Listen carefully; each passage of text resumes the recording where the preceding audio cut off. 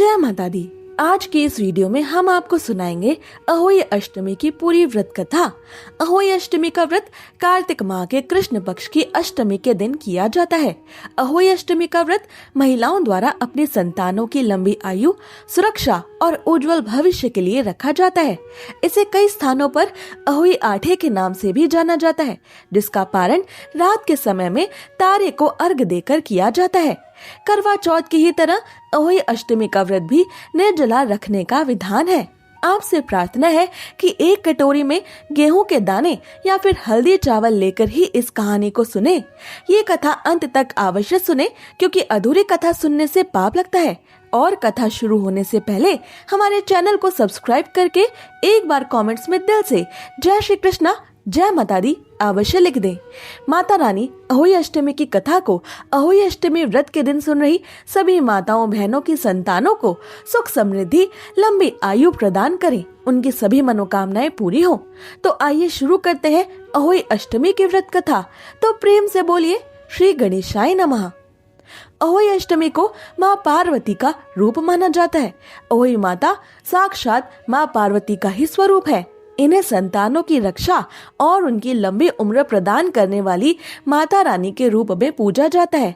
इनकी पूजा करने से महिलाओं की कुंडली में ऐसे योग बन जाते हैं जिससे बंध्या योग, गर्भपात से मुक्ति, संतान का असमय प्राणहीन होना एवं दुष्ट संतान योग आदि सभी कुयोग समाप्त हो जाते हैं। अहोई माता का चित्रण एक अहोई यानी साही या नेवले के रूप में किया जाता है।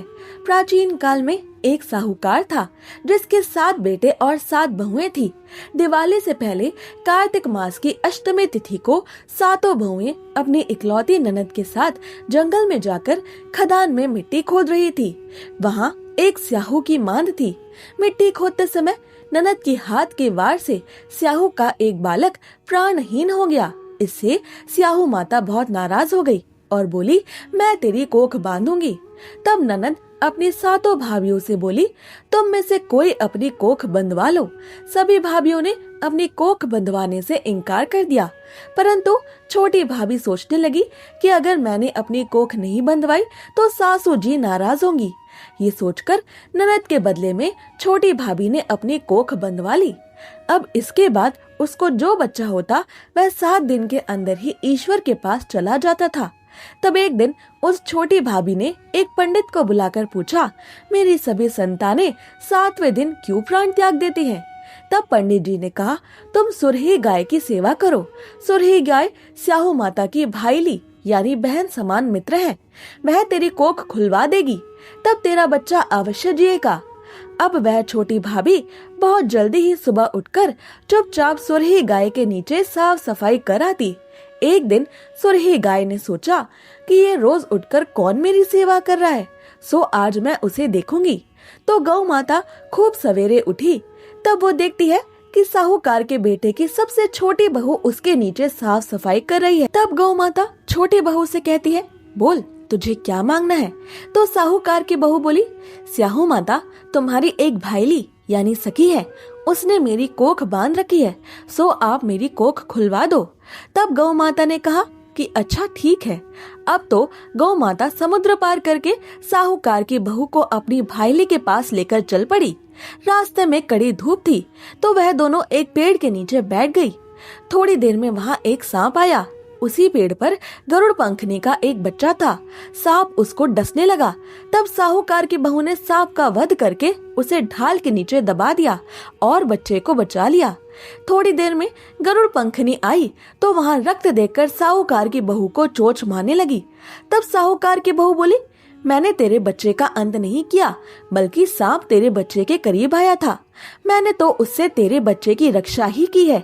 ये सुनकर गरुड़ पंखनी बोली, मांग, तू क्या मांगती है? तो साहूकार की बहू बोली, 7 समुद्र पार स्याहू माता रहती है, हमें तो उसके पास पहुंचा दे। तब गरुड़ पंखिनी ने गाय माता और साहूकार की बहू दोनों को अपनी पीठ पर बैठाकर स्याहू माता के पास पहुंचा दिया। स्याहू माता अपनी सखी गाय माता को देखकर बोली, आ बहन, बहुत दिनों में आई है। फिर कहने लगी कि बहन, मेरे सिर में जुएं पड़ गई हैं। तब सुरही गाय के कहने पर साहूकार की बहू ने उसकी सारी जुएं निकाल दी।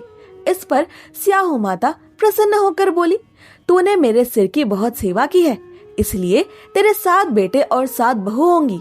ये सुनकर साहूकार की बहू बोली कि मेरे तो एक भी बेटा नहीं है, 7 बेटे भला कहाँ से होंगे। तब स्याहू माता बोली कि मैंने तुम्हें वचन दिया है। तब साहूकार की बहू बोली, मेरी कोख तो तुम्हारे पास बंद पड़ी है। ये सुनकर स्याहू माता बोली, तूने तो मुझे ठग लिया। जा, तेरे घर पर तुझे 7 बहुएं मिलेंगी। तू 7 अहोई बनाकर 7 कढ़ाई कर।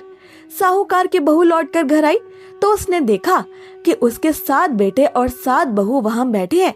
वह खुश हो गई। तब साहूकार की बहू ने खुशी खुशी 7 अहोई बनाई और 7 कढ़ाई करी। शाम के समय जेठानियां आपस में कहने लगी कि जल्दी जल्दी पूजा कर लो, कहीं सबसे छोटे बहू बच्चों को याद करके रोने ना लगे। थोड़ी देर में उन्होंने अपने बच्चों से कहा, अपनी चाची के घर जाकर देखाओ कि आज वो अभी तक रोई क्यों नहीं। तब बच्चों ने वापस आकर उन सबको बताया कि चाची तो कुछ मान रही है, खूब उजमन हो रहा है। ये सुनते ही जेठानियां दौड़ी दौड़ी वहाँ आई और आकर छोटी बहू से कहने लगी कि तूने कोख कैसे खुलवाई। तो छोटी बहू बोली कि तुमने तो कोख बंधवाई नहीं थी, सो मैंने कोख बंधवा ली थी। अब स्याहू माता ने कृपा करके मेरी कोख खोल दी है। हे स्याहू माता, जिस प्रकार उस साहूकार की बहू की कोख खोली, उसी प्रकार हमारी भी कोख खोलना। आइए अब सुनते हैं अहोई अष्टमी की दूसरी व्रत कथा। एक समय की बात है, घने जंगल के पास एक गांव में एक दयालु और धार्मिक महिला रहती थी। उसके 7 बेटे थे। कार्तिक का महीना था और दीपावली पर्व आने ही वाला था, इसलिए महिला ने घर में लीपने पोतने और साज सज्जा का काम करने का निर्णय लिया। अपने घर को लीपने के लिए वह मिट्टी लेने वन में पहुंची। मन में उस महिला की दृष्टि मिट्टी के एक टीले पर पड़ी। वह कुदाल लेकर उस टीले से मिट्टी निकालने लगी। वह कुदाल की सहायता से मिट्टी निकाल ही रही थी कि अचानक उसकी नजर कुदाल पर लगे खून पर गई। इस पर महिला ने सावधानी से मिट्टी हटाई तो देखा कि एक सेही यानी कांटेदार मूषक के कुछ बच्चे खून से लथपथ वहाँ पड़े थे। कुछ ही क्षणों में वह सभी ईश्वर को प्यारे हो गए। ये देखकर महिला भयभीत हो गई और मिट्टी लिए बिना ही घर लौट आई। महिला सेही के उन निर्दोष बच्चों के साथ हुई घटना को लेकर अत्यंत दुखी थी और मन ही मन वो स्वयं को इसका दोषी समझकर अशांत भी थी। इधर कुछ समय बाद सेही जब अपनी मांद पर आई तो अपने शिशुओं को अजीवित देकर वो रोने लगी और गुस्से में उसने उस स्त्री को श्राप दे दिया कि जिसने भी मेरे निर्दोष शिशुओं का ऐसा वध किया है, उसे भी मेरे समान घोर कष्ट और संसार का संतान का वियोग भोगना पड़े।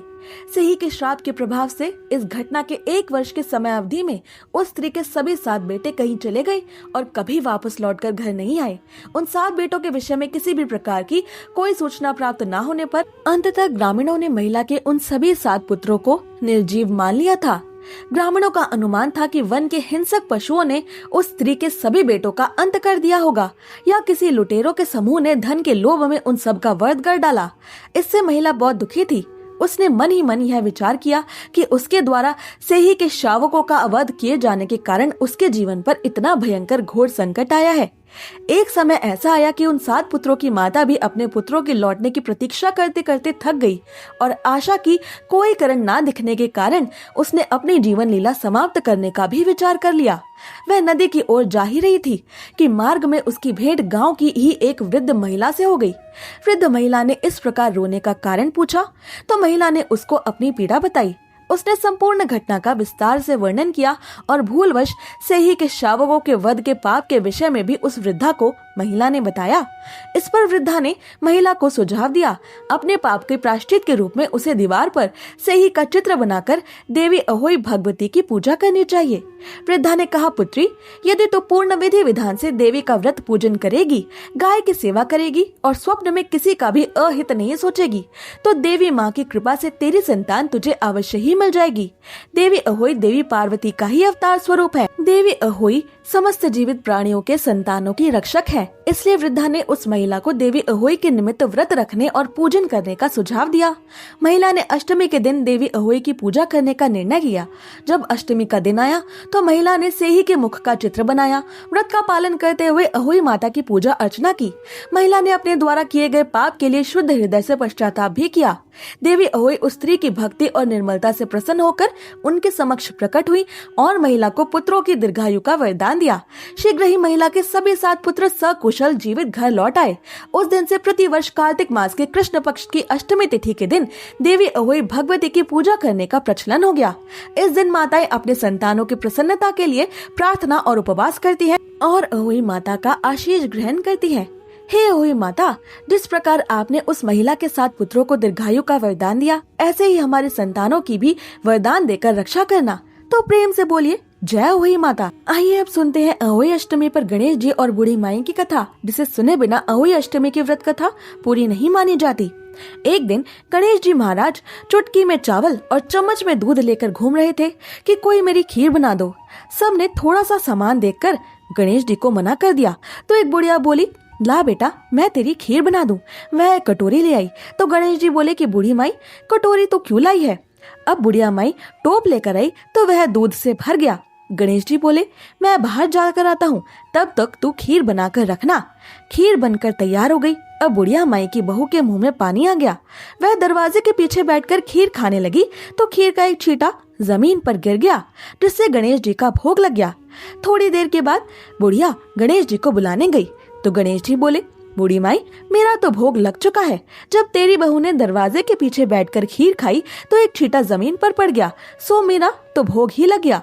तो बूढ़ी माई बोली, बेटा अब इसका क्या करूं?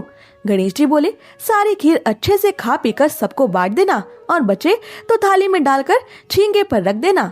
शाम को गणेश जी महाराज आए और बुढ़िया से बोले कि बूढ़ी माई, मेरी खीर दो। बुढ़िया खीर लेने गई तो उस थाली में हीरे मोती हो गए थे।